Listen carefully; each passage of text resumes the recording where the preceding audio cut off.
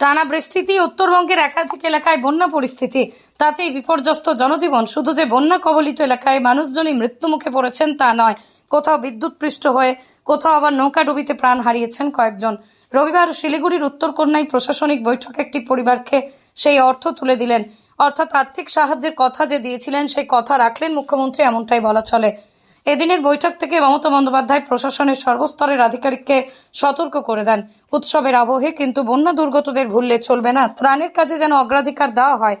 টানা বৃষ্টিতে উত্তরবঙ্গের একাধিক এলাকায় বন্যা পরিস্থিতি, তাতেই বিপর্যস্ত জনজীবন। শুধু যে বন্যা কবলিত এলাকায় মানুষজনই মৃত্যুমুখে পড়েছেন তা নয়, কোথাও বিদ্যুৎপৃষ্ট হয়ে, কোথাও আবার নৌকাডুবিতে প্রাণ হারিয়েছেন কয়েকজন। রবিবার শিলিগুড়ির উত্তরকন্যায় প্রশাসনিক বৈঠকে একটি পরিবারকে সেই অর্থ তুলে দিলেন, অর্থাৎ আর্থিক সাহায্যের কথা যে দিয়েছিলেন সেই কথা রাখলেন মুখ্যমন্ত্রী, এমনটাই বলা চলে। এদিনের বৈঠক থেকে মমতা বন্দ্যোপাধ্যায় প্রশাসনের সর্বস্তরের আধিকারিককে